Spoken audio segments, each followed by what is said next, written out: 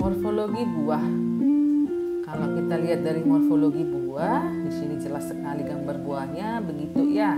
Nah, warna buah itu sangat beragam, tetapi secara umum warna buah itu ada dua, warna hijau atau hijau agak putih dan buah yang warna merah. Nah, ciri khas buah yang warna hijau nanti ketika dia akan matang berubah menjadi ke kuning.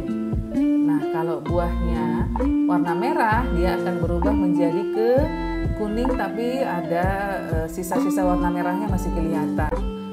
Begitu. Jadi nanti dari warna buah, apakah warna buah menentukan? Relatif tidak menentukan, kan begitu ya. Waktu tadi kita mempelajari di awal ada 3 jenis kakao berdasarkan warna kulit buahnya.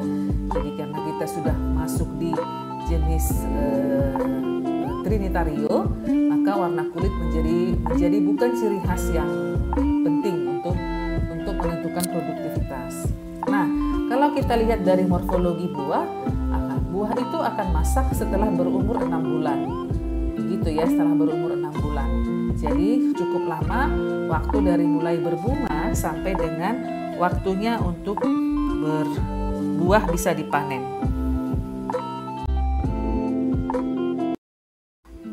Untuk morfologi biji tentu belum tentu juga ya pernah melihat biji kakao, tapi inilah contohnya di gambar ini ada biji kakao. Biji itu tersusun mengelilingi poros buah. Jadi di dalamnya si biji ini, susunan biji ini ada poros buah ya. Ada poros buah, dia seperti seperti benang yang agak kasar di mana buah itu melekat di poros buah. Nah, jumlah biji itu bervariasi 20 sampai 50 butir per buah. Nah, buah itu biji itu disusun oleh 2 kotiledon. Jadi kalau bijinya dibelah itu ada 2 keping biji, gitu ya. Warna kotiledonnya berwarna putih atau berwarna ungu. Kemudian biji ketika tadi belum dikeringkan, nah dia dibungkus oleh daging pulpa atau sering disebut dengan pulp. Daging pulpa atau pulp berwarna putih. Nah, ini dia yang seperti lendir gitu ya. Kalau kita makan ini kadang-kadang anak-anak suka makan gitu. Jadi anak-anak suka ambil buah kakao hanya untuk dimakan pulpnya saja. Jadi karena rasanya agak enak gitu ya, segar, bawaannya manis dan ada kecutnya. Nah, pulp ini akan berfungsi sekali ketika proses fermentasi buah. Gitu ya. Kalau kita melakukan proses fermentasi, maka yang mengalami fermentasi itu adalah pulpnya. Nah, jadi untuk mengeringkan pulp itu dengan proses fermentasi. Tetapi seiring dengan proses fermentasi tersebut, maka akan muncul aroma yang khas untuk aroma kakao. Nanti coba lihat, ketika kita lakukan fermentasi, maka aroma kakao itu ketika sudah kering, nanti sudah seperti aroma kakao yang biasa kita konsumsi. Jadi sudah muncul aromanya. Nah, hal yang berbeda dengan kakao rakyat biasanya ya. Kakao rakyat tidak dilakukan proses fermentasi dan terus pulpnya dikemanakan. Jadi pulpnya itu dicuci sampai bersih, sampai kering, sampai kesat gitu. Setelah terbuang pulpnya langsung dijemur. Nah, biasanya seperti itu. Kalau pulpnya tidak dibuang bagaimana? Maka kakao itu bijinya itu akan kadang berjamur gitu ya, atau sulit dikeringkan gitu. Maka lebih bagus kalau kakao itu kita fermentasikan. Itu yang diinginkan oleh pasar begitu ya.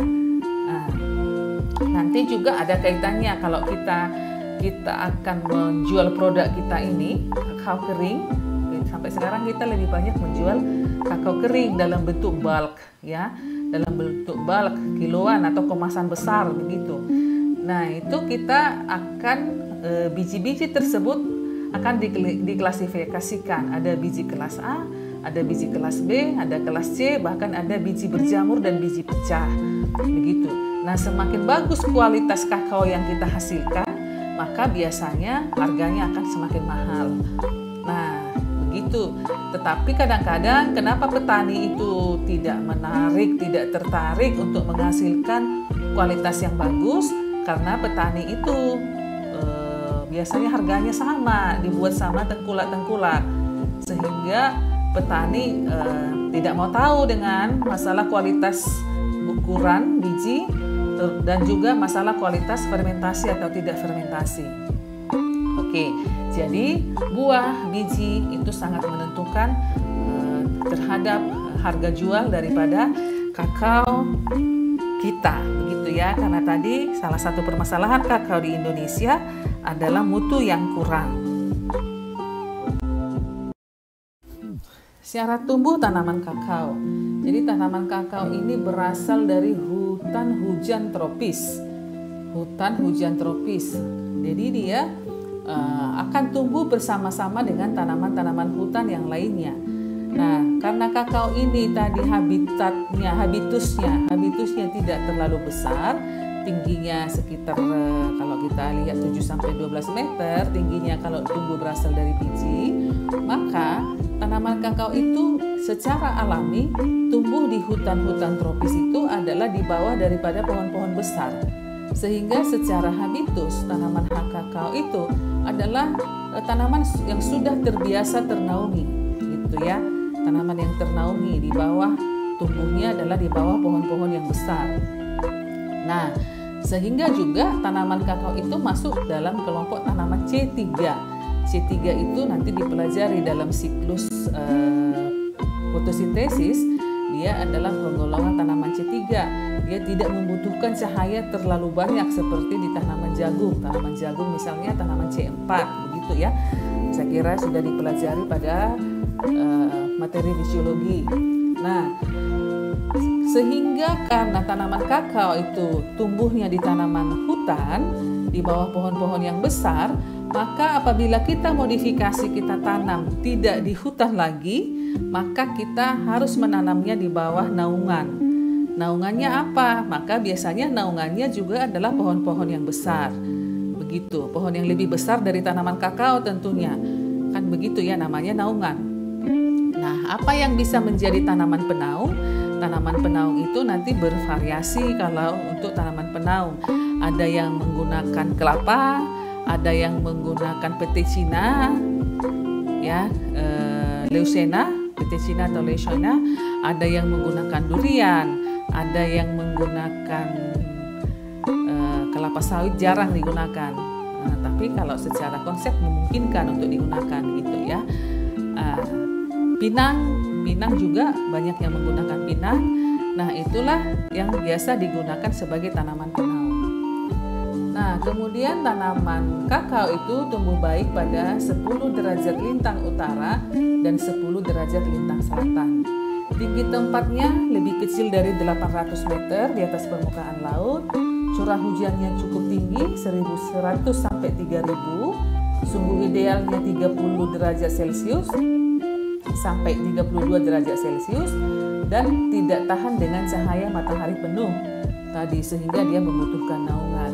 Jadi ini beberapa syarat tumbuh yang paling penting untuk tanaman kakao. Tetapi intinya adalah tanaman kakao itu adalah tanaman dataran rendah, tetapi membutuhkan naungan, membutuhkan curah hujan yang tinggi.